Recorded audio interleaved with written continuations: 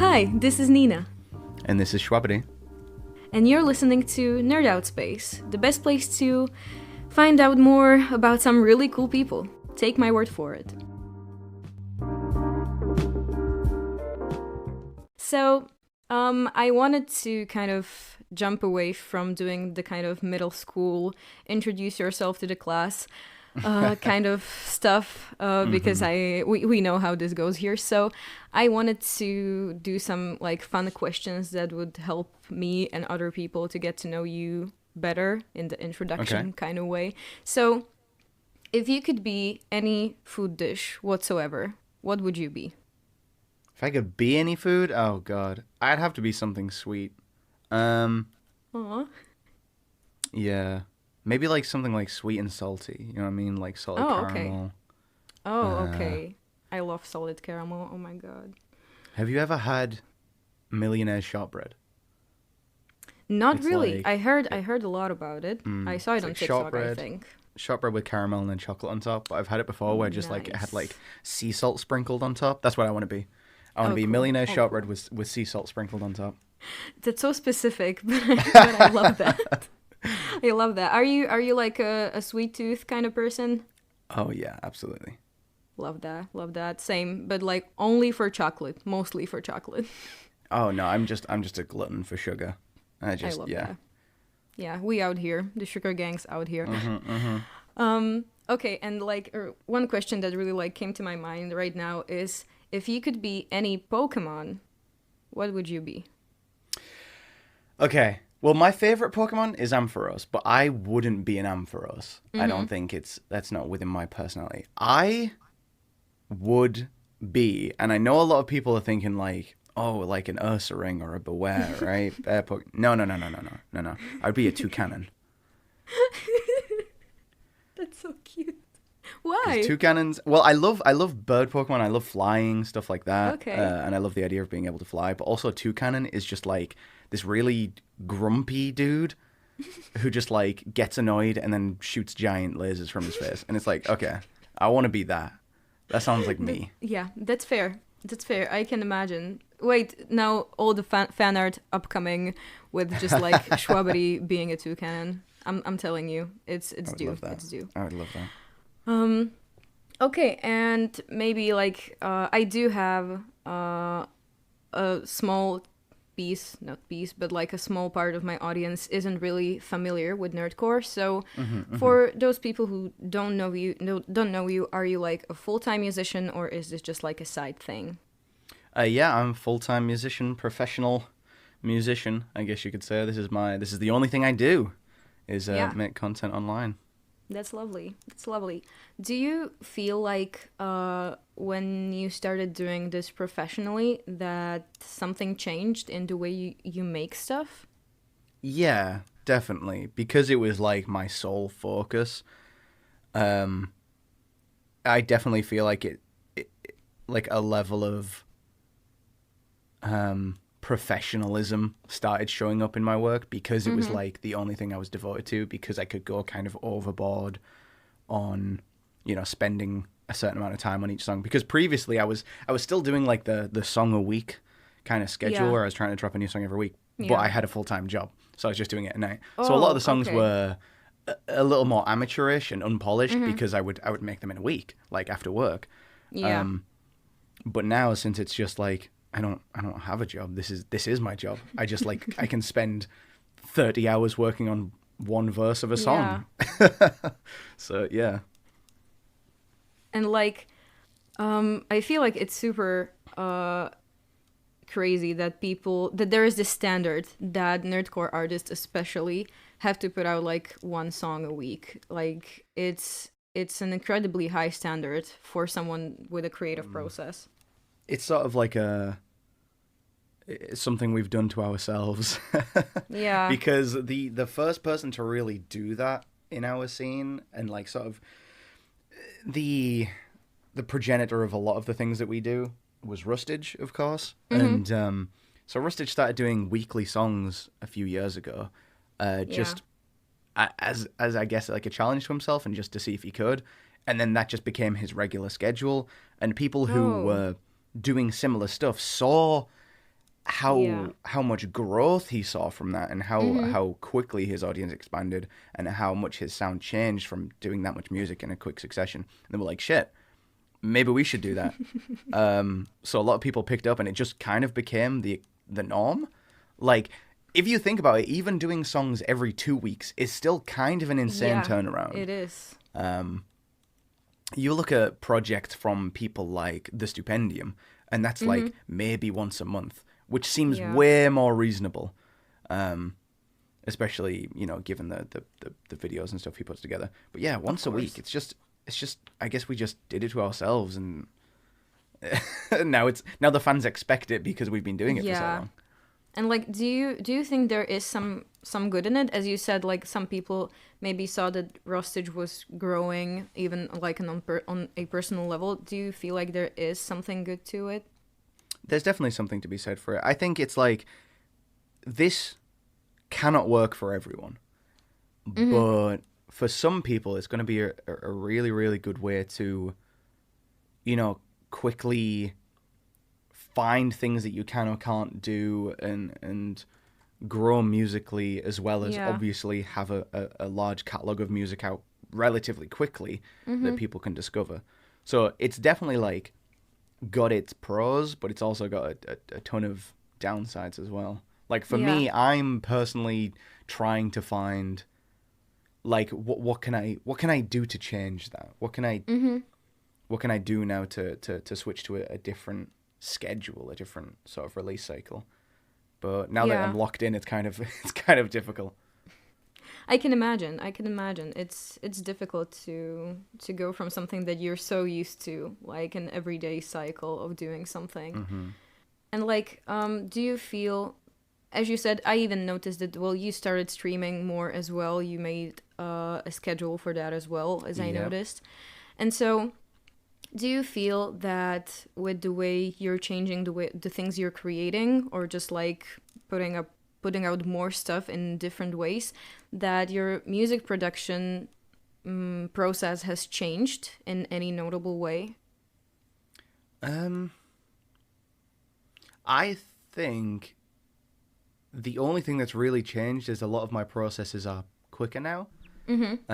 Just because I've been doing it a whole bunch. So like, I'm still like creating the same amount of content as I was, you know, 6 months ago, but now I'm just doing it a whole lot quicker, because things like producing beats and mixing and even like the process of recording vocals are all so much quicker. Yeah, that's the only major change recently, is just that like things have been. I've done a lot of habit forming and muscle memory, so like I get into the software and it's just like boom, boom, boom, boom, boom. Yeah, everything gets done really quickly. And do you prefer making your beats yourself, or do you like when they are catered to you? Tricky. I really like producing beats. But sometimes I make beats that I'm just like, how do I rap over this? I don't know what to do over this. Like, sometimes I make beats where I would prefer if someone else just took it from me and rapped over it. So sometimes I definitely do prefer using other people's beats, because I just pick beats where I know what I want to do and what I want to sound like on it. Sure. Whereas when I'm making a beat myself, I kind of do some weird stuff a lot of the times that doesn't necessarily suit my rap You like to style. experiment with your stuff? Yeah, a whole bunch. I just love experimentation. I love doing weird stuff. And which is great, except sometimes it makes it then difficult for me when it comes to like the writing and actually performing stage, where I'm like, wait, what do I do on this now? But it really depends on the vibe, depends on the song in particular. But usually I'll prefer making my own beat. Usually. That's fair. And when it comes to the process of making a song, either let's start with the idea, then the beat making, the writing, the publishing. Do you have like a favorite part of the entire process? I think putting the beat together is the best for me. Like, idea generation can be so stressful. Like that starting point from a blank slate to actually getting something down can be so irritating. Like one nice thing about, like, you know, character raps and anime based music is that you have a starting point, a jumping off point a lot of the time, which does make things a little easier. Of course. But even so, the ideation stage is like so stressful. So once you're finally like into it and you've got an idea and you're putting something down, the production, that's the fun part. Just like running with those ideas and trying to put them down into sound. Writing can be incredibly stressful for me as well. If there's like a looming deadline, just because I know a lot of people praise my writing recently, but I'm actually not that good at writing. I find it incredibly difficult, and it takes me a long time to get like anything close to what you hear in the final track. So yeah, the writings and ideation are my least favorite. I actually just like producing and mixing. Honestly, it's kind of crazy here. I feel like every person that I'm going to have here is going to say that they are not good at something that most people in their audience really thinks they're super good at. Because like last time we had Connor say that he's not really like a good singer. And when people heard it, they were like texting me, "No way he said that. He really said that?" I was like, "Yeah, he said that for some reason." That might just be a lie. Because Connor's definitely an incredible singer. Like when I was around his house, he was doing the. I'm not sure if you've heard his B-Stars song that I featured on. Yeah, of course.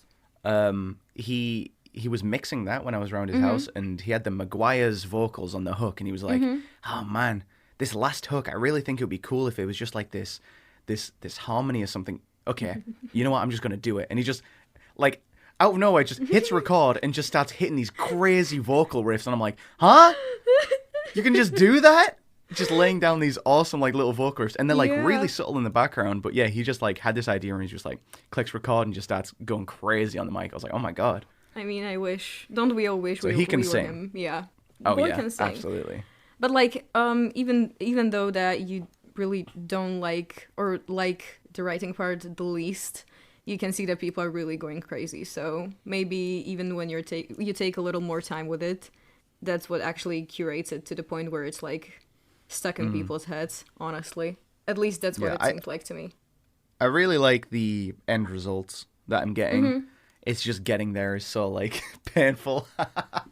Yeah, I can imagine. I am proud of my writing a lot of the time, but I know that I'm not nearly as good at writing as a lot of people around me. People like DPS, for example, or Hammer Sandwich, like people like those. Just like they're so good at writing, and they do it so much quicker than me. Okay, and but let's say when you say that these people are good at this and these people are good at this, is there something that you are so sure that you are like extremely good at? I think I am.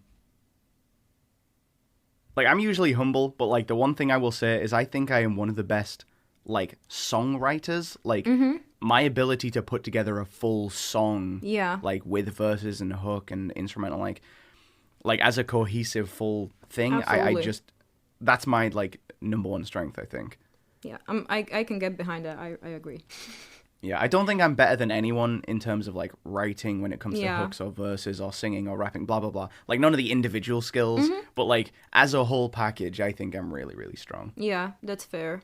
And if you like were to based on this what you just said, if you were to show someone a song that you're really proud of that you like got together yourself, which one would it be? Man, I really like Slide Up, my My Hero Vigilantes track. I love that one, honestly. I love that one. Oh gosh. There's a ton of songs from this year that I'm like really proud of. Yeah. I love that. I'm so happy about that. That's great. I just feel like that they you know, I'm finally making music that represents what's in my brain. Yeah. You're really popping off, honestly. I mean, I know I didn't produce it, but fucking intro is got to be like that's quintessential Shwabadi. Yeah, it is. That's like trademark Shwabadi. Yeah, it's got the shouting, the yelling, the rapping, the singing. It's all there. It's everything. It's everything you could want possibly. Do you this is like a super stupid question that just came to my mind, but like do you ever listen back to your songs? I do have the stupid question incoming. This is just like a pre-question to that question. So you mean like just like casually listening to my songs? Yeah. Yes, actually I do. Not all of my songs, I'll say that, but like certain songs, I think you'll know the vibe. Songs like Fucking Intro, Why Is You Talking, Pain, like those ones I do just casually listen to. Because those are songs that I've made specifically because I like that sound. Yeah, of course. And like when you go back to Fucking Intro, do you vibe better with the original or with the Silverhound remix? Oh, I think I vibe better with the original, but I think the remix is a better song. Oh, okay. But I don't listen to the remix as much casually because it makes me quite emotional. It's quite it's How quite so? a moving song. There's just something about the instrumentation that I think changes a lot of it sort of recontextualizes a lot of the lyrics. It does. And it's a totally different feeling. Like it feels very triumphant. It feels very like I don't know. It's just like a big. It's quite an emotional track for me for reasons I can't fully describe. But yeah, that's okay. I can I can understand to some point, and I've been smiling like an idiot for the past minute of you explaining it. So yeah, that's super lovely. Yeah. Okay, and I do have a question that is very, very, very subjectively made for me because I am very interested in the answer. And it also comes with like a pre-question. So, okay. Some of us do know that you used to rap and sing suppressing your natural accent. So, yes. The pre-question is, what was your motivation to do that? Did it just feel right at the moment, or like what was the reason?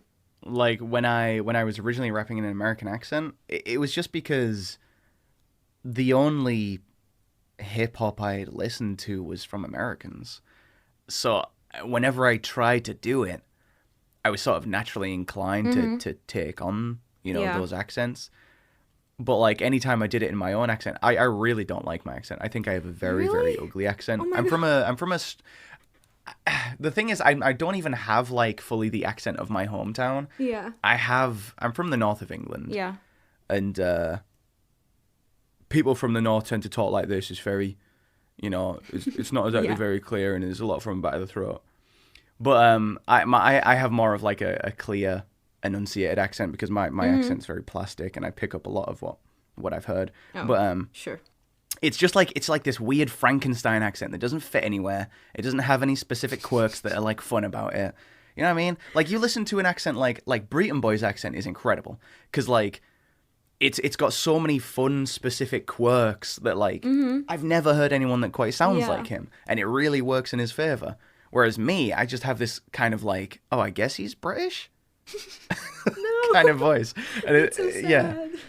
But so like anytime I tried to like rap or sing in my like regular voice, I was like, oh Christ, that's ugly. So I just like I just emulated what I heard, right? Yeah. So I did American accents and stuff like that. I mean, yeah, that's kind of what I'm doing when I'm talking, so that's fair.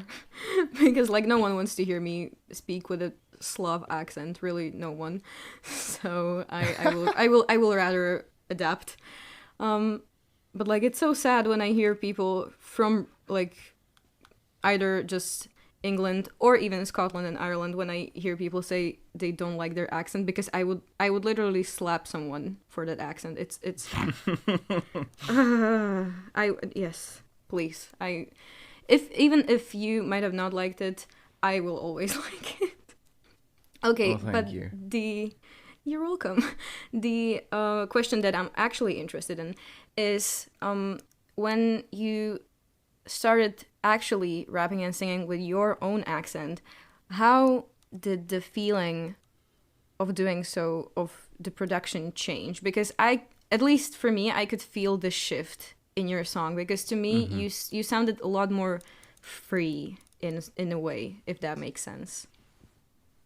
It sounds silly, but it was literally like taking off the training weights. It was like Piccolo dropping his cape. It was like Rock Lee taking off the leg weights, because like suddenly I didn't have to cope with putting on a fake accent while I was rapping, so I could really dial up everything in the performance. Like, I could add a whole lot more charisma. I could add a whole lot more grit, or I could tone it back easier, because it was just, there was no filter. There was nothing in the way. I was just like, oh hey, this is just my voice now. I can just play with it, which was awesome. And that meant, like, production wise, I could make beats that hit harder to match it. I could, you know, everything just, I feel like, dialed up a little bit, because I'd stop putting this arbitrary little filter in the way of everything.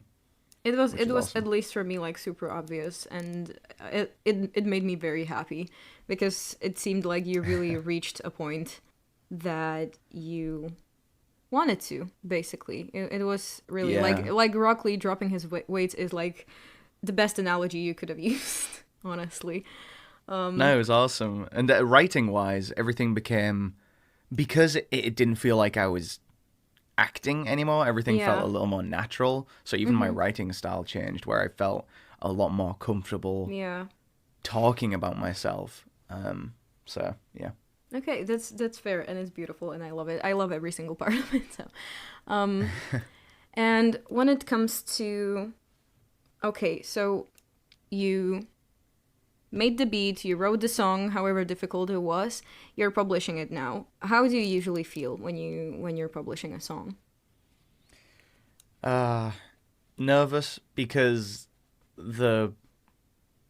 I'm usually excited for people to hear the music. Like, that's like the base emotion behind everything is just excitement. I'm gonna get this song out there. People are gonna listen to it. People are gonna like it. Yeah. But there's also that just like nervousness, because I know that regardless of how good or bad the song is, or like how much people enjoy it, I'm really at the mercy of the content algorithm. Yeah. I'm really at the mercy of what YouTube feels like is worth pushing. Like, recently, YouTube has been kind of not pushing short form media, which is what music falls under. So a lot of us who have 2 to 3 minute songs aren't seeing views, you know, our efforts be rewarded, because YouTube just decided, we're not going to push that right now. So you could put out your absolute best track right now, and no one's going to hear it, which is, it's so sad, because you make this art and you just want to share it. You just want people to hear it and hear what you've done. But I really feel like YouTube has been doing stuff in the past few months that isn't it's like been doing super stuff. Great. Yeah, let's just call it stuff. Okay, so do you feel like a lot of, wait, I need to rephrase that because I started like a dumbass. So, what people do you feel are the best judges of the things you make? As in, whose opinion matters like very much to you when it comes to publishing a song? For me, I most value my own opinion, because I'm making the art for myself, obviously. But besides that, I value most the opinion of people who I know listen to and enjoy the same music that inspires me. You know what I mean? Like, so if I make a song like Vampire, that song was very much inspired by like Run the Jewels, you know, Killer Mike and LP, that kind of sound.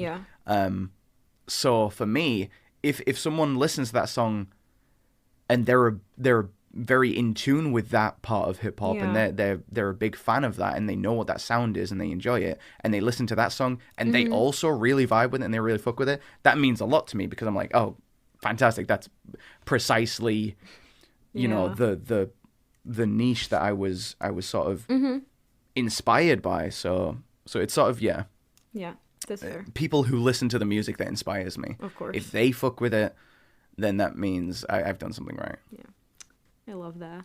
And also, I'm like trying super hard not to fangirl too much, because you are mentioning all the songs that I've been listening nonstop on repeat for months. So I'm doing my best to contain myself right now. I think I'm doing a pretty good job, at least as of now. Yeah, we no, will sounds see good right now. how it goes. Okay, and speaking of, well, yes, the people who listen to your music, obviously, I think you are currently on about 38,000 people. Am I right? YouTube subscribers, yep. Yeah. Okay. Yeah. So, how has that kind of life been treating you? Like that's a lot of people. Do they ever like recognize you when you go outside? Do they text you a lot, annoy you a lot? I know I can be annoying on social media, so I'm sorry if I ever annoyed you. But like, does anyone No, annoy it's, you like that? The only time I've been recognized in real life was at a convention. Earlier okay. this month. Wait, what month is it? It's October? Yeah, it was earlier this month, wasn't it? I lose track of time. But I think it was like earlier this month. Someone Yeah. recognized me at the convention I was at, which was awesome. I was like, oh, that's crazy. I've never been recognized for, my work. But otherwise, Yeah. online, I mean, online, there are people who do annoy me. It's like a lot of people have good sentiments that they want to share, and they'll be fans of my music, which I love and I'm very grateful for. But a lot of people just Yeah. overstep and forget to remember that I'm a real person. I'm not just a Yeah. content creator. That I am a human with a life.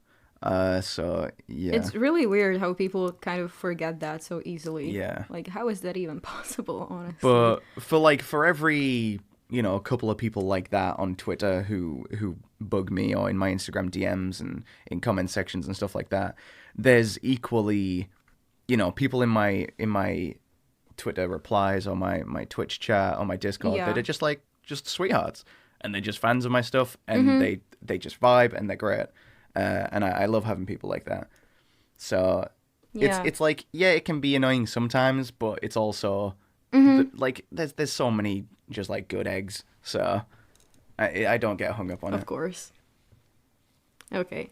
And like, I also noticed, specifically like from some of the songs you make referencing it, or just from the stuff that you put out on social media, that you do face quite a bit of trolls, like asking for attention sometimes. So what's your way to deal with this sort of thing? Is it difficult at all? It used to be worse, actually, but thankfully there are like things you can do, like setting DMs to private. But I'm getting better and better at just like ignoring people is the biggest thing. Like Yeah. realizing that none of it is personal. It's just like it's that's their issue and they can deal with it. So I'll just mute Yeah. conversations on Twitter, mute people, block people, whatever it takes. But I'm just getting better and better at just distancing myself from people like that and ignoring it, thankfully, because I used to be not good at that. Someone would message me, asking some BS like, oh my god, make a song for my birthday because I'm your fan. If you don't make a song for me, I'll unsubscribe. Like something like that, right? Like a really stupid message. And Sure. I would just Yeah. I would like respond to their message and go on a tirade. But now I'm just like, I don't need to waste that energy. I'm just gonna mute them. Yeah, of course. Yeah, it's not really your problem or your place. Yeah, of course. No, I mean, I kind of relate, because even though I am just like a growing creator, basically, I have 75 followers on Twitter, I already do face trolls. It's crazy how Yeah. they are absolutely everywhere. And I am a giant people pleaser, so it's very difficult for me to deal with this sort of thing. So it's very helpful to see like a healthy mindset about that. It always reminds me to try to do better in that area. Yeah, I mean, I have like friends like Stargirl and Freest who are just like they're both like the fucking sweetest people on earth, right? But Yeah, so they are. get They messages are. from people being over familiar with them, or like they have they're in servers with them on Discord, so they message them and they're like ask them Yeah. questions about people, and they don't want to be rude. They spend so much of their own energy and so much of their time trying to Yeah. please these people and not offend anyone. But it's like, come on, man, you need to start looking after yourself. And I think people, Freest especially, as he's getting slightly more popular is realizing, okay, I'm just gonna have to not respond to these messages. I'm gonna have to not keep up with these random people. But it's like, it's just the same for anyone. Yeah, regardless of your size or whatever you do, it's just like keep your energy for the people who need it, not for random people online that just want your attention. Of course, that's I need to remember that. I will probably have to put this sound of you saying that as my ringtone or something, just so that I hear it every single day. That's your mantra. Yeah. Yeah, but like I haven't interacted too much with Freeze yet, wink. But I do interact sometimes with Stargirl because she is the absolute sweetest. I love her. But our first interaction was also very like, since English isn't my first language, it's sometimes very, very difficult for me to get the point across. So I wanted to say something, but I ended up being just like, yeah, I would love to be friends because I just love the things you just publish, and I feel like very connected to you as a person. And she was super lovely. She was like, yeah, totally. I would just like for it to be more organic. And I was like, yeah, thank you. I get you. Thank you for not hating me. I love you. Goodbye. So yeah, that's one of like the messages you get where it's just like the sentiment is there. Yeah. It's like there's nothing wrong with it. But like if someone's in my DMs and they're just like, oh hey, can we be friends? Yeah, of course. I don't know if we can.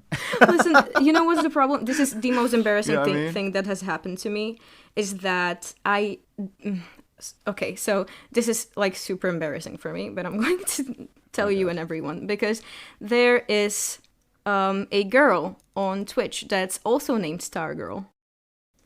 And I have been watching, she sings a lot, and I know that Stargirl has also like a very beautiful voice.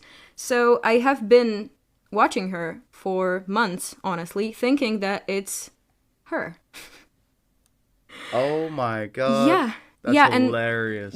And we've been interacting for like the longest time. So that's basically why I sent that message. And then I was like, wait, this doesn't feel right. So yeah. It's something. It's something. It happened. That's hilarious. It happened. That's so sad. Honestly, Stargirl, either of you, if you ever get to hear this, I'm so sorry. I love both of you. Yeah, so that happened. I'm really glad that I got that off of my chest. Back to you, though. You are the guest of this episode, so very sorry for this little rant of mine. No, that's hilarious. I'm so sorry. It's okay. I mean, that stuff happens to me a lot, so it's fine. Yeah. No, Stargirl's exactly the type of person who would just find that funny. Great. I'm so happy because like I am a very, very, very anxious person. So that moment was very like heart-wrenching for me. I was like, oh no, what did I just do? What did I just do? Yeah. Oh well. Anyway, that's my life. Back to you. So, yeah, we talked people that know you, we talked trolls. So, you do take a lot of time going, like, through your comments, for example, on your second channel, Shwabadi. So, what motivates you to have that kind of interaction with the fans? I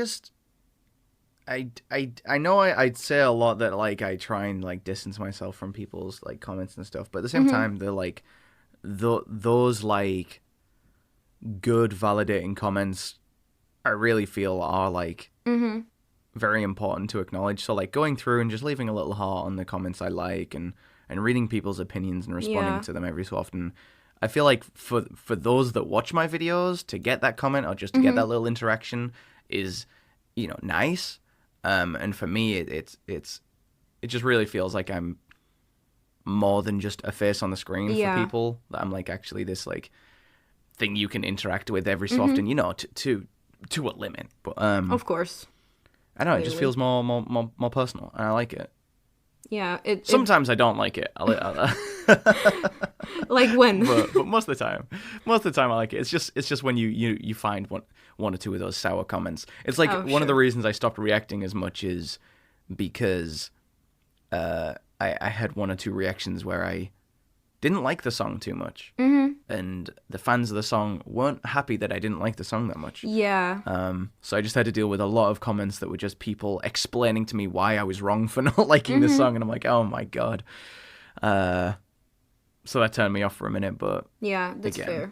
I honestly do like... think that one of my first interactions with you through your YouTube comments was under like some of these videos where everyone was like super pressed about your opinion. And I was like, why? Just shut up and move on with your day. It's normal. People have tastes. It's fine. Yeah. And I remember that was probably like the first heart that I got from you on the comment, and I was just like ecstatic, but like ecstatic. Yeah, because I'm like so glad. honestly, now that I'm making these interviews, it's very very exciting for me because I feel like I'm in a position that a lot of fans don't get to be in. So it makes me very excited that I get to talk to people and not only get to talk to in a normal way, but ask them questions that are just like so interesting to know about those people as creators. So it makes me very happy to be able to have that option. So yeah, that's awesome. Sorry, I'm very sentimental sometimes. So anyway, okay. So a little more about, well, you obviously you are the reason we're here today. For me as a person, it has been very nice to see how a lot of creators from nerdcore communities are very open about their identities, who they are, etc., etc. So I always noticed how you are very, very open about, let's say, your sexuality, or you just breaking gender stereotypes, because you do. You know, there are a lot of stupid gender stereotypes, just like wearing pink is bad because you're a boy, or having your nails painted is bad because you're a boy, blah blah blah, stupid shit. So do you do, because there are people that just do the same stuff, just don't like to be open about it. So do you also maybe do this to help your fans feel like they have a safe space and that they can relate to you? For me, like, creating a safe, especially like in areas like Twitch where it's like live and there's that interaction, creating like a safe space for people just to have fun without having to worry that, like, you know, basic elements of their personality or who they are going to be held against them. Like, that's important to me. But like, that's more so, I think, a side effect of just me realizing that I can do whatever I want. And I can be whoever I want to be in you know, my online spaces, because they're my spaces. I make this area. I make my community.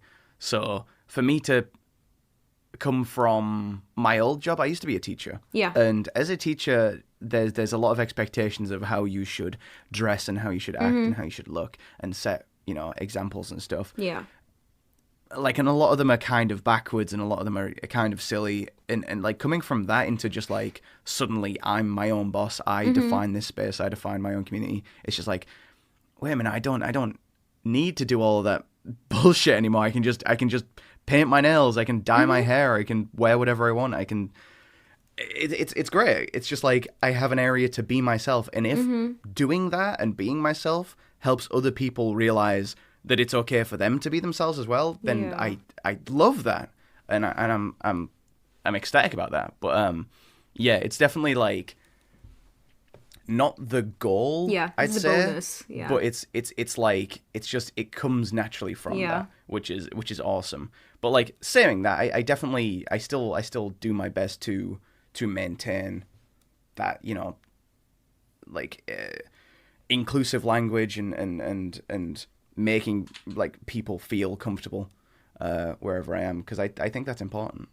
Yeah, it is. And as I said, it has been very helpful, at least for me. I feel very nice and included in the community, because there are all sorts of people that really aren't afraid to just be themselves. So yeah, it is. Yeah. It is very helpful. There's sort of like a weird thing with hip hop and rap. It has a history of issues like sexism Yeah. and homophobia in some of the most prominent and like prolific artists, which is obviously troubling and problematic, and really like good LGBTQ plus like artists Yeah. aren't really well represented. So for us to like have this kind of, I don't want to say queer dominated space, but You're have a place dominating. where it You're is dominating people everywhere. Everywhere. Everyone. to have this always. space online where it's like we're still doing regular, we're not changing hip hop, we're still totally within the aesthetics and styles and within a Yeah. lot of the culture of regular hip hop within nerdcore. Yeah.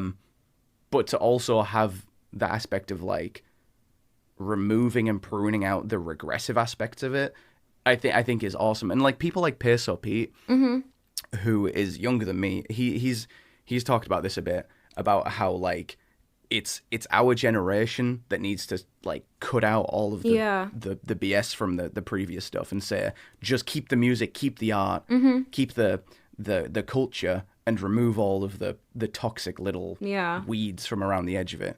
So like people like him and other young artists have been doing incredible jobs at just like making musical and creative spaces a lot more Yeah, totally. And Peso comfortable and inclusive. talks some good shit, honestly. When Peso says something, it usually is very, very inspiring. So yeah, I'm really glad people are talking about this. It's very important for young people these days. And for everyone, Totally. basically. So yeah. And okay, so let me move on a little bit from just like you as a person, as a musician, to some of your aspirations and your goals that you wish to achieve with your music. So first we talked about the number of your subscribers. So is there like a goal in that you would like to reach that would make you say that, yeah, I made it?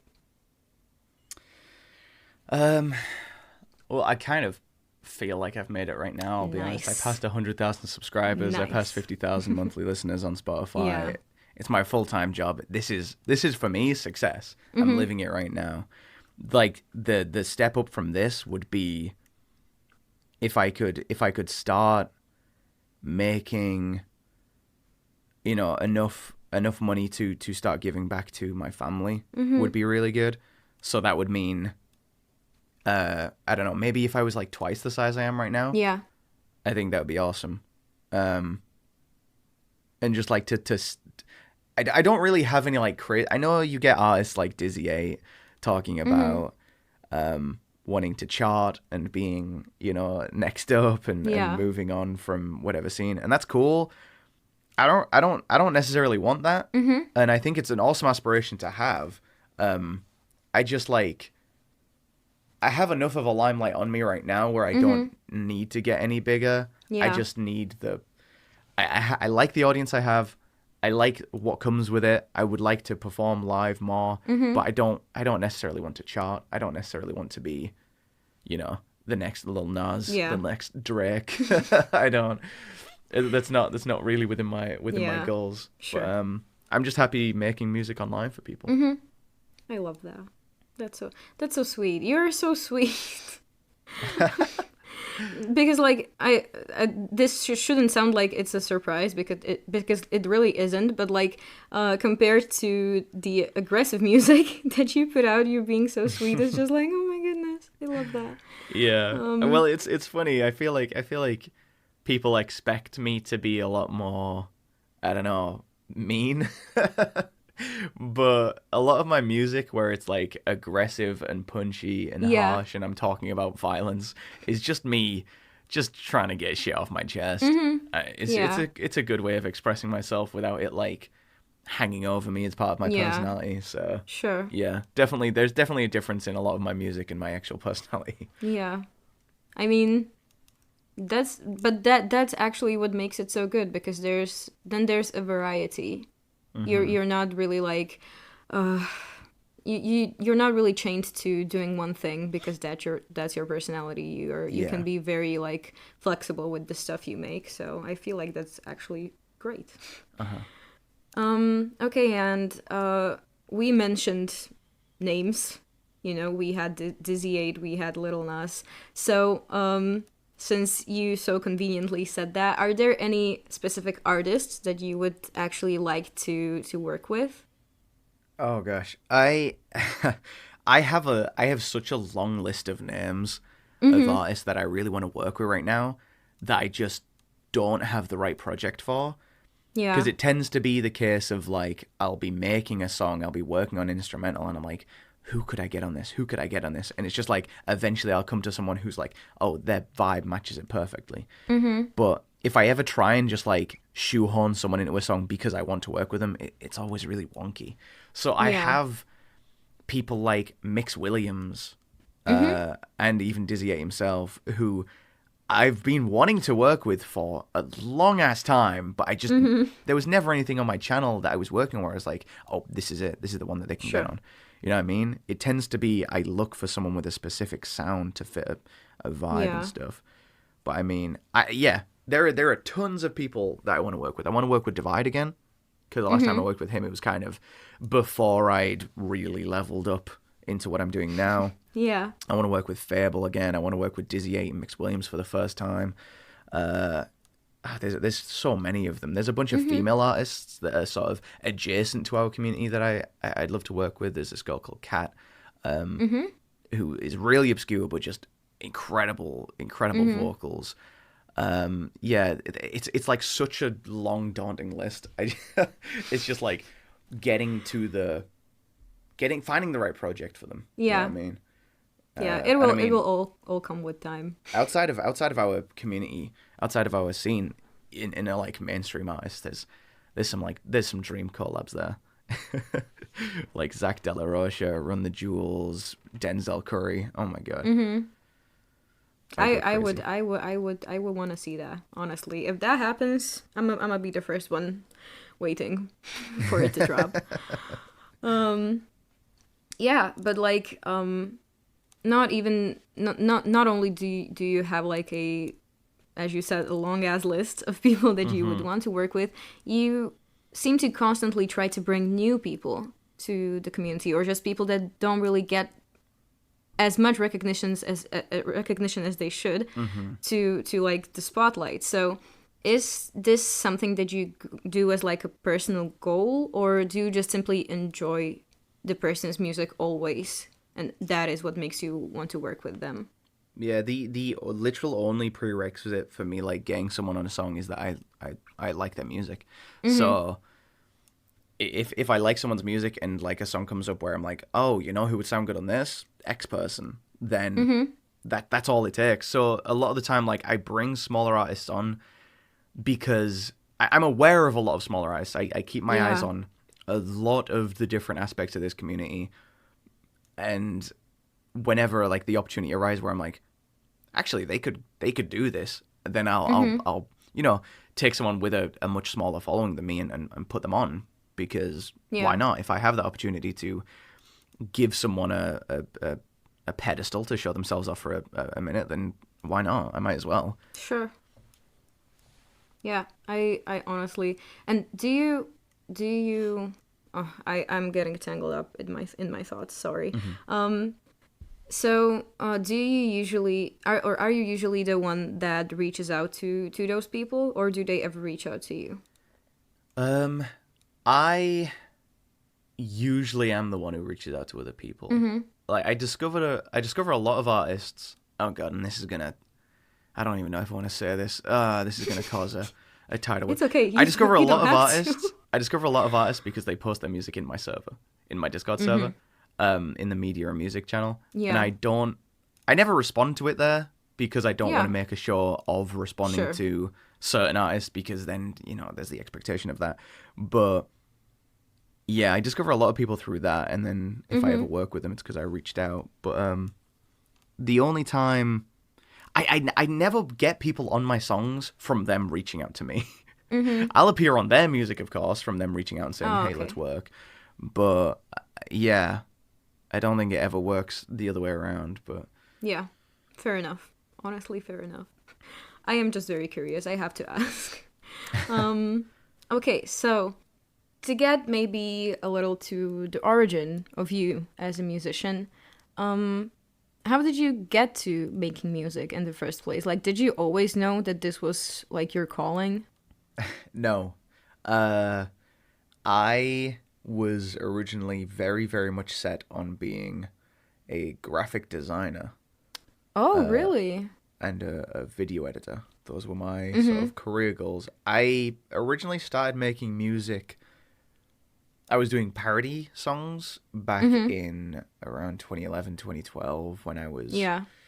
16, I guess. Because I was in a couple of fandoms. Most prominently, I was a brony. And Oh, okay. so I would make My Little Pony parody songs, I love which is that. incredibly lame, but it's where I discovered rap. Is where I discovered that you could make music about things that weren't necessarily real. Yeah. And that led me down a couple rabbit holes. That's where I met Rustage, or Pipsqueak as he was known back then. That's so cute. And we became fast friends. It's where I heard of Dan Bull for the first time because I was looking at, rap music and stuff, and that was like listening to Dan Bull for the first time in 2011 was probably like the trigger for me going like, oh, I kind of want to try this. So I made a few songs between like 2011 and 2016. They weren't great.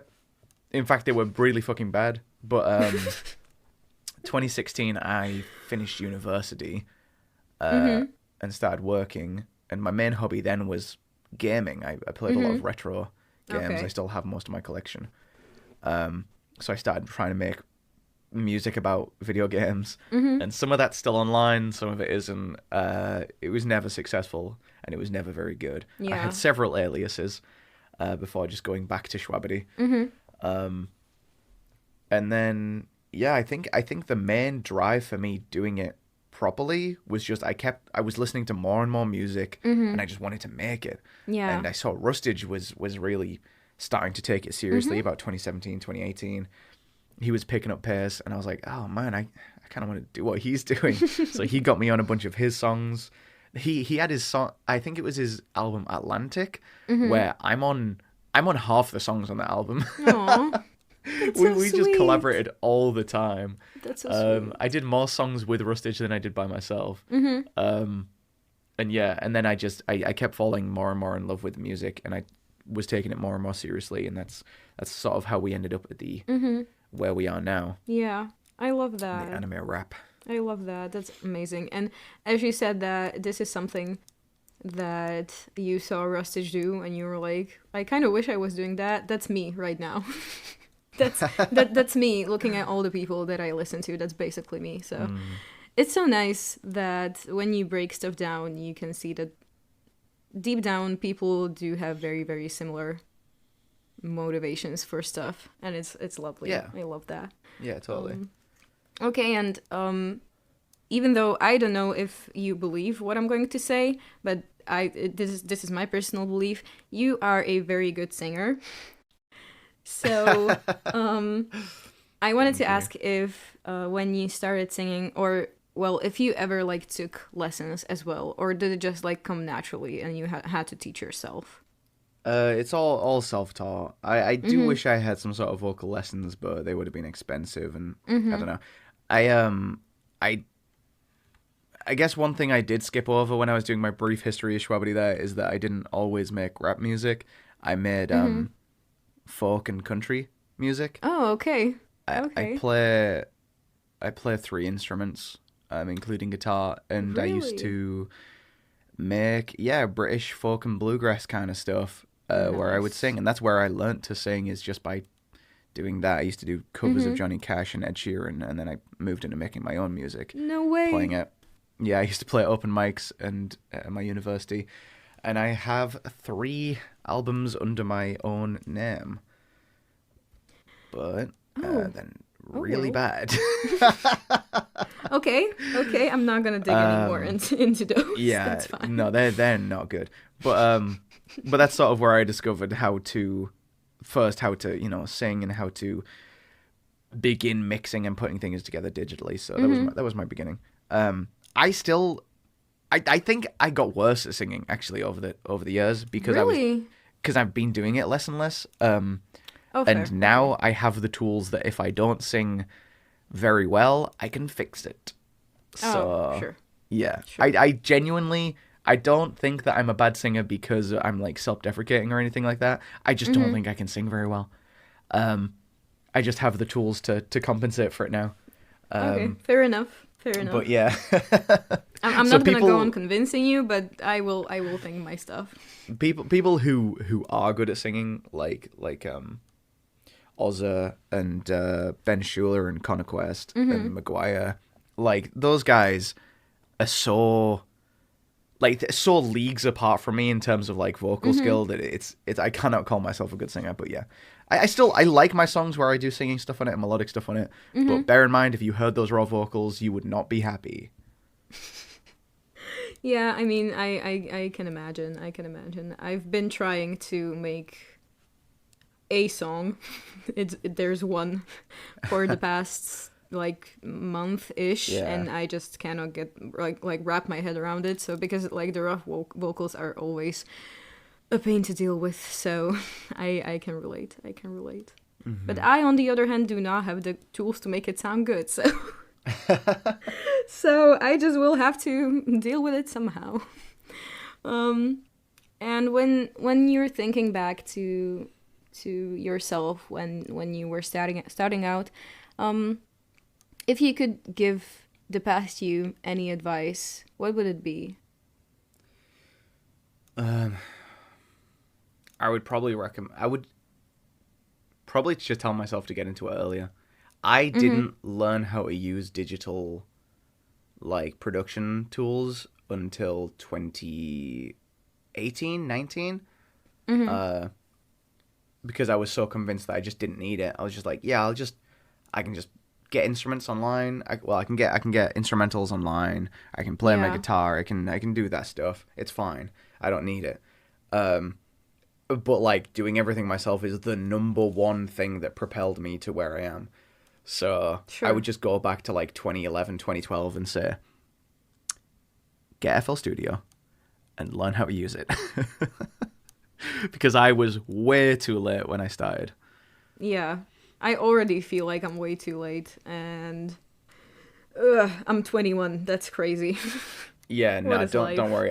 I really started learning how to make music properly when I was like 24. So Yeah, that eases the anxiety a little bit, honestly. So yeah, I'm gonna believe in myself. It's fine. But like we have also been mentioning. Okay, so we went through the album that you think are horrible, or the albums that you think are horrible. But like you have published a 3-part album in this past year-ish. I don't even know what time it is. Honestly, COVID is really like messing up my mind. I have no Yeah. idea how much time went since my goodness, since then. Yeah. So yeah, a 3-part album, that's huge. How was it working on it? Was there any challenges on the way? there was it was never supposed to be a 3-part album. It was just supposed to be part 1 and 2. But part 3 I sort of thought of halfway through the process and was like, fuck it, this will be fun. So I put it together. But part 1 was probably the trickiest to put together just because I tell you what, actually, Werebear was originally not even in parts. It was just one. It was one album, and it was 10 okay. songs, I think. And I realized that it sort of had a really solid split in the middle of happy and sad. Oh, okay. Or not happy and sad, but you know, it had that tonal shift of fun to kind of fierce and angry. Yeah. Happy to sad, that kind of thing, day to night. So I was like, I might just split this up because right now albums are a weird thing to release because not a lot of people are just going to sit down and listen to a 24-track album beginning to end. Yeah. You know what I mean? really not a lot of people want to just sit there and listen to music. They like singles because they're easy to consume. Yeah. So I thought splitting it up would be good because it makes it more consumable for people. But then I ran into a technical issue because there was 5 songs on part 1 and 6 songs on part 9. Part 2. And I was like, I can't release this right now because Spotify has this weird little arbitrary thing where if an album is less than 7 songs, it still counts it as a single. So I could release a 6-song album and Spotify would still count it as a single and it wouldn't go to the top of my page. And I was like, oh, great, now no one's going to listen to it. So I was like, I guess I'll just add some more songs to it, which was easy for Night because I had a bunch of sad shit I wanted to get out because I was really depressed early 2021. Yeah. But yeah. With Day, I was like, I kind of said all the happy stuff, didn't I? So that's when I kind of started to get a little silly with it. That's where songs like the horrorcore song with Freest came in. That's where What Does Shwabadi Mean came in. Because I was just like, I don't have anything like really happy and sentimental to say, so I'm just going to be silly. And that was fun in of itself. But yeah, so I just extended the albums a little bit. And then it was part 1 and 2, and I'm really happy with how they came out, to be honest. Yeah, you really have a lot to be proud of. Honestly, it's I think it's an amazing thing to even achieve, to put out an album in the first place, but to put out an album that's actually like great in the way yours is a whole another thing. And I feel like you are like very creativity driven, at least from like my perspective and from what I've seen of you on like your social media and stuff. So I was wondering if the way your creative processes in your mind maybe run makes the production of an album more difficult, or on the other hand, maybe some kind of perfectionism might take over sometimes. I think making an album is in a lot of ways easier in terms of like the creative process, because it's you have a bigger picture to focus on. You have the album as a whole to look at. Yeah. So like with Day and Night, I could make them feel more cohesive song to song, and I could focus on certain things here and there. You know what I mean? I didn't need to say everything that I had to say in Lucifer, because I knew whatever I missed there, I could talk about in Werebear, I could talk about in fucking Intro. So it's nice to have like this full big picture scope to talk about. It's definitely more difficult in terms of like actually putting it together than a single or, you know, a couple of loose songs. But I just think like in terms of like purely from like the creative standpoint, it's like so rewarding and so much nicer to have that like whole project to look at. So for me, I love putting projects together as opposed to just dropping singles. I love that. Honestly, it's when you ask anyone that creates something to talk about the thing they created, it feels like they're talking about their baby, and it's and it's so wholesome to see how proud people can be of their stuff, because they should be. There's a lot of thought that goes into these kinds of things. And people have been talking a lot. I remember that when the album dropped, or at least the Day and Night parts, people were like, oh, and what are your favorite songs from the album, blah, blah, blah. And everyone was asking everywhere. It was in the YouTube comments, in your server, on Twitter, everywhere. And so you do have your favorites, of course. But do you feel that the audience like feels the same way about your favorite songs, or are there songs that perform better? I think, with the exception of like fucking Intro, all my favorite songs are not everyone else's favorite songs. Oh, really? Yeah, some of my favorite songs tend to be the ones that kind of get overlooked on the album, which makes me sad. From part 2, one of my favorites is Why Is You Talking with Aerial Ace. And that one just really doesn't get any plays, which is sad because I think it's such an important song for me. Yeah. But yeah, I think generally I've never been like. No, you know what? I was about to say I've never like been confused when someone told me their favorite song. But a lot of people have said they really like 90s anime from part 1, and now after release, that's like the only song from those albums I just don't like. Really? I do not like that song anymore. Yeah, I just don't fuck with like the kind of lo-fi stuff. I don't like the verses at all. I don't know. I just felt like that one was a little corny, but a lot of people liked it, so it's like whatever. But yeah, generally the songs I like tend to not be everyone else's favorites. That's fun. That's fun. But I do feel like fucking intro is getting like a lot of love, and yeah, that one's going really well right now. How does that feel when something that you're really proud of that makes other people like super happy? It's kind of a weird feeling because. Like, I know that when I was making those songs, there was never any aspect of it where I'm like, oh yeah, I'm going to write this for 400,000 people to listen to on Spotify. You know what I mean? It was just me putting words to paper. And so like, to then look back on it and be like, oh, this is really picked up. People really like this. They really vibe with it. A lot of people have listened to it. It's kind of surreal. But it's a really nice feeling. Yeah. Because I put a lot into each of those songs. So for people to enjoy them is awesome. It's just an amazing feeling. It has to be. It has to be, honestly.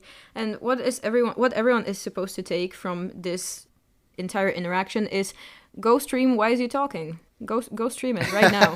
Go stream it right now. Stream Why Is You Talking? Yeah. Just stream all 3 parts, actually. Yeah. Why not? While you're at it, just do it. It's fine. There's a few playlists that people have made really? of just Weber, where they've just put parts 1, 2, and 3 together. Oh, so that's so cute. Look at it. I think even Breton's put together a playlist of just like the Weber complete trilogy, so you can stream them all back to back. I love that.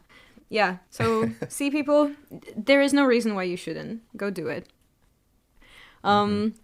Great. And getting from the album, I will ask you similar questions that I asked Connor about the tour. Because you have been on tour with Connor, Rustage, and Shaudo. It was the Enter the Shao Dojo tour, obviously. Yep. So how was it? Any feelings, insights? It was incredible. I loved it. There were like, going into it, I was so just like not sure how to feel because I'd never really performed properly on stage. Yeah. I'd done, open mics, and I'd supported Rustage at a show at a convention once, and that's about it. I didn't have a lot of stage experience. I didn't even know if I liked performing live. Practicing my songs in my bedroom beforehand had been really stressful, trying to remember all the lyrics. Yeah. I was like, oh god, is this going to feel really wonky? And then I got on stage at the end of Connor's set. We performed Admirals together for the first time, and I was like, holy shit, this is incredible. It's like a breakthrough. Like being in front of those people and just like being on stage felt so natural. And my lyrics, like, if I forgot something every so often, it didn't fucking matter. I could just like move to the next line and no one noticed. And I was like, oh, there's no stress here. This is just me performing and doing my thing. And then being on stage with like the other two during our sets was unreal because the chemistry was awesome. I loved seeing those two perform because they're so good at it. Yeah. And then being on stage with Xiao during his set for Muda was awesome because he's such a presence on stage that you're trying to match the energy from the crowd. It's, indescribable. It's just so good. I absolutely fell in love with performing live on that tour. I love that. I honestly can't even imagine how amazing it had to be live, because even just to see the stream was crazy. Even like to see it online was absolutely amazing. So the atmosphere had to be like on par with the craziest thing I could ever imagine, honestly.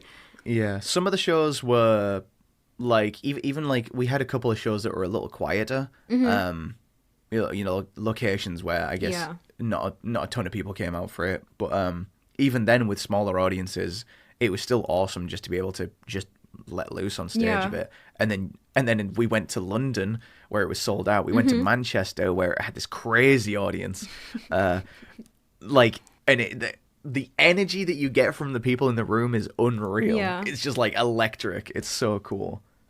And so you obviously liked it. So would you be up for doing something like this again, even like a joint tour? Yeah, absolutely. I really like what we did. We were the supporting act essentially for Xiao De. It was his tour. And I would love to see what I could do with a longer set. Like if I had my own stage show or like my own longer part of a different tour or something like that. But like even so, just like any chance to just get up on stage in different cities, I would adore. I would love that. Yeah, honestly I would also want to see how you would do on like a solo tour. I don't know if that would be like accessible, but I would be really interested to see that, because like you did that one time you did a live Twitch concert. I remember that because I was away working, so I was using my phone internet to watch. Oh, amazing. So I do think that you could really pop off, honestly, even on like a longer set. And do you have some like memories from the time on the tour that you're very like fond of that you will remember? A lot of it was just hanging out with, the boys after or before the gigs. Running sound checks and goofing around in the green rooms. It's just awesome getting to spend time with Connor and Daniel and meeting Xiao for the first time. He's awesome. DJ T. Russ, who was like the DJ for the full tour. It was just like an awesome guy. So like hanging out with those guys was incredible. Meeting fans, like what a surreal experience. Just like meeting face to face the people who I've seen, in my comment sections and in my Twitch chat. So the highlight, I guess, was just like the people. Just awesome. Wow, I just got so overwhelmed. We do have there is a guy in multiple Nerdcore servers. His name is Hokatsuki. I hope he's gonna listen to this because he's going to be very happy that I'm mentioning him. He was sending us photos from the I think it was the London show. It was on the 1st September. I do think that was the London show. So he was sending us photos the entire time, and he was just like, "Oh, I'm here, I'm out here, it's amazing," and all of us were like, "Take us with, please." So that's awesome. I think it was just as electrifying and amazing for the fans that came out as for you guys. I hope so. I really do, because I had such an amazing time. And like when we talk about the guys that you actually went on the tour with, this creates like a perfect interlude for me to slip into some questions about you as a individual in the community. So who are some people that you actually look up to in the community, and who helps you get better every day? Number one is Rustage.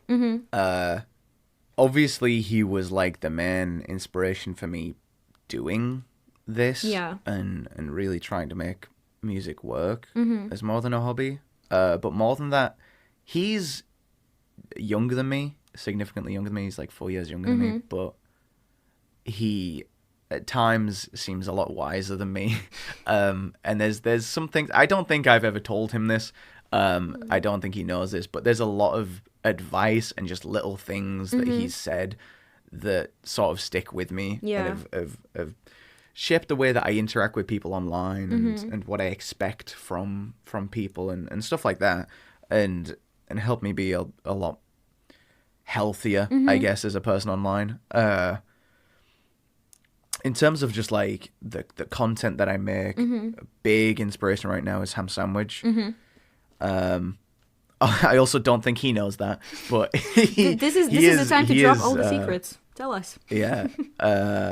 He is like my number one inspiration musically right now from anyone in our scene, because he's doing just incredible things all the time that like nobody else is trying, and it's like it's unorthodox, and it's just like we need that. And I love that he's doing it unapologetically, just being different. Yeah. And yeah, I love that.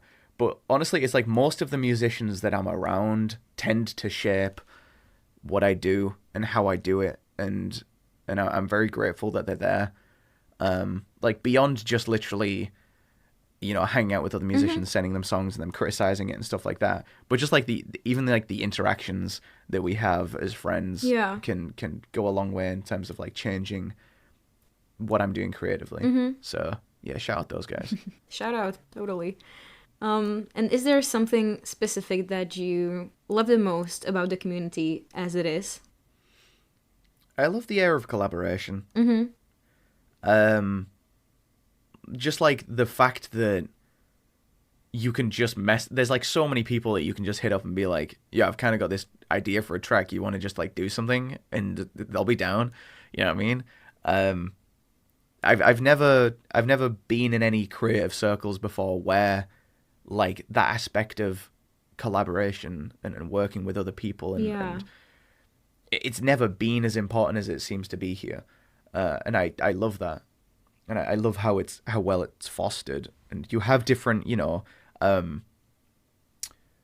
collectives where obviously they're working together a lot and stuff, but even within those circles, people are totally willing to just like reach out and work with whoever, even if it's not like to drop a verse or a chorus, like mixing and mastering advice and production tips and like all this kind of stuff. Just like a lot of people working together to help to just make better music. It's like it always reminds me of that really inane and annoying statement of hip hop is a contest, it's a competition, it's a contact sport. And I'm like, maybe why? As like a viewer, maybe like, you know, if you're talking with someone about like, oh, I think this artist's better than this person, blah blah blah blah, you can treat it like a sport and a contest. But for the creators, it's not, especially not in our scene. It's just like a bunch of people working together to make really cool stuff. I said this back in the Connor interview as well, but it does feel very like a small family unit in a way, if that makes sense. Yeah, I definitely think there's like a lot of little groups and little sub communities and stuff that operate like these little family units. Yeah. But it's just like, it's like the friendliest cul-de-sac in the world. Just like a little neighborhood of a bunch of houses that just, they come out and they knock on each other's door and bring them freshly baked bread. It's so sweet. Yeah, no, it's a great scene. Yeah, it's amazing to even just observe the stuff that's happening. And like on the other hand, is there something that you really dislike about the community? Most of the things that I've disliked about our community tend to come from outside.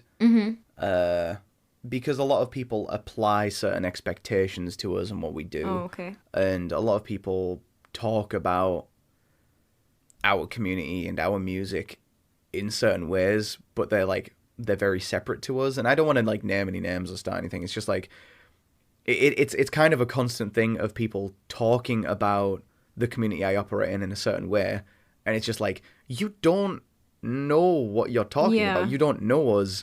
You just make a lot of assumptions based on like separate things. Sure. It's just it's kind of like a constant annoyance. But, and I think anyone sort of within my circles knows exactly what I'm talking about here. But yeah, I mean, it's always external stuff. Yeah. I mean, there has been a fair share of drama in the community.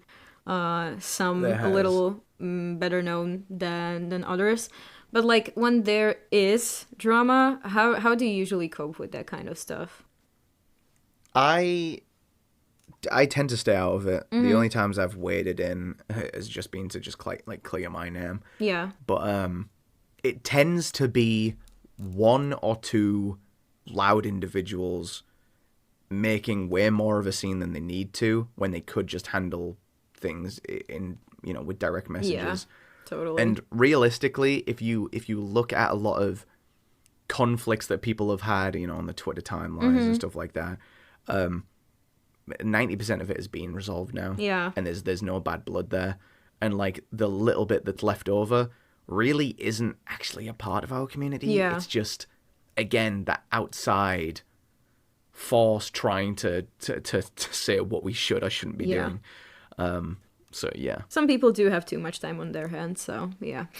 Yeah. And yeah, so even though there are some people, let's just call them people that like to bring drama, I would say that the community is just like in a great state, in a very healthy state. So how would you encourage new people that are maybe already like familiar or like the same things, that so that they could find a place in the community? I think the best place for it right now is probably like live streams. That's really where like that community is being fostered the most. Live streams and Discord servers, because that's where the interaction is. Yeah. That's where the conversations happen. So definitely tune into people like Freest whenever they go live, and Best Olaf whenever he's live. Because these people are really they're doing a lot in terms of like keeping like the community alive and keeping totally. You know, conversation alive and stuff like that. And there's always the Discord servers that y'all can hang out in. That's really where it is, because on the timeline on Twitter it's like there's interaction there, but it's not the same. Yeah, it's definitely a different feel. It has a different feel to it. But I have been jumping to Freest and Olaf's streams a little bit in the past few weeks ish, because I wasn't really like very familiar with Twitch itself before I actually got to Nerdcore. I did know it exists. I did use it for a few times, but I never really had a reason to actually use it, if that makes any sense. Because I do like to play games, but I'm just a little dummy, and I very rarely understand things. And I have to be very, very interested in something, like in a game, let's say, in order to watch it. So usually my first interactions with Twitch itself was through just people uploading Twitch clips to YouTube. So then I kind of just like made that transgression even to the games I actually like playing and understand in the first place. But yeah, I have been around for a few of Olaf's last streams, maybe like 3. And he creates a very, very safe and chill place to just be and interact, and I love that. So yeah, it's such a good vibe. Yeah. And I found out on the first stream that I've seen from him that he is Polish, that he was born in Poland. So I'm just like, yes, I have found my home. I have found my calling. I just looked at his Twitch profile, and I saw a drawing of a bread with just like chleb written on the bottom, and I was like, yes, this is I am home. I have arrived. I have the Olaf long sleeve T-shirt of the chleb man. Oh, that's beautiful. Just a little loaf of bread hitting a little squat. I love that. That it is the only thing that could be more Slav would be, you guys don't have those in the UK, but they are called rohlíky, and it's basically something like a baguette, but much smaller and softer. And it's one of the reasons that makes it difficult for me to want to leave this part of like Europe, but I will have to deal with it somehow, because otherwise it sucks. Anyway. Gotta stay for the bread. We do have bread, but that's it. and castles. Anyway. Okay, so this is from the question part, this is everything, but since I am a me and I like to bring some fun, like actual fun into things, I did prepare a short game of Who's Most Likely To from the community for you. Okay. So basically it goes like I will ask you 10 short Who's Most Likely To questions, and you will have to answer the first person that comes to your mind. Just really don't dwell on it for too long. Okay. Try not to think about it. Yeah, try not to think about it. Honestly, I think you were mentioned once when Connor was playing this. I don't remember when. I will have to go back to it. But there were some very, very interesting names, and I do have some of the same questions for you as well. So I'm really excited to see how they differ. So, are you ready for this? I'm ready, I think. Okay, let's go. So, who's most likely to get a really freaky tattoo? Really iconic West.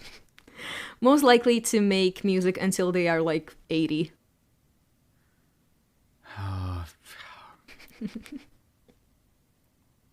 Oh, me. I love that acceptance. Just that little sigh of acceptance. It's me. I'm never gonna stop. Who's most likely to be everyone's sweetheart? Stargirl. Yeah, I knew that. I knew it would be the same. I love that. Who's most likely to get punched in the face sooner or later now? Rustage. Oh no, the violence. Who's most likely to probably keep making ciphers forever? Game Boy Jones. Most likely to make it mainstream? Fable. Most likely to keep the VC alive? Britain Boy. Most likely to keep the community together? Frost. Most likely to get a sugar daddy or a sugar mommy? Most likely to get a sugar daddy or sugar mommy. Oh gosh. Oh Christ. Britain? Most likely to make the most sus tweets ever? Outcast Rare. Yeah, I relate. That's it. You did amazing. Right. Yeah, you did awesome. It was beautiful. I love that. I hope nobody scrutinizes those answers. Hopefully not. Although I am waiting. This is a call out for Frost to clip something and put it into a video. Yes, please do it. Do it. Yeah, no, sorry. But yeah, you were absolutely lovely. Thank you so much for. Thank you for having me. This has been fun. Yeah, well, likewise for me. And it never seems like an hour and a half. It's just like it's really nice to be able to get to know you guys on like a little less superficial level.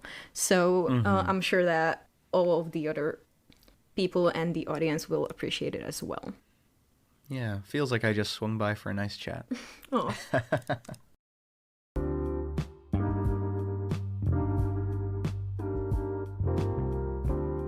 So, dear travelers, we have, as you can hear, successfully made it to the end of this absolutely lovely interview. I've been Nina. And I've been Shwabadi. And you, my dear travelers, have been absolutely lovely, as always. And also, you have successfully made it to the end of the second interview of Nerd Out Space.